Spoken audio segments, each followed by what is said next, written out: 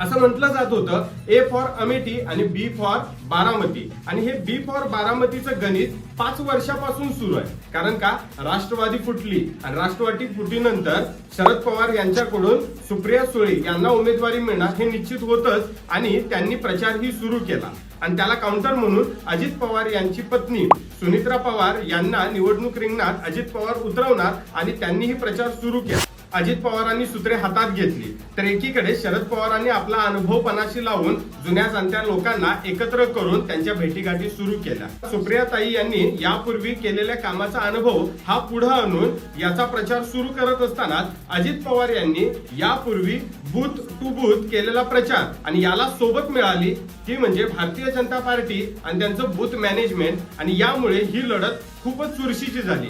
हे tough fight शेवटच्या क्षणापर्यंत जर विचार केला तर यामध्ये हार्ड जड हे अजित पवार गटाचंच दिसून येतं.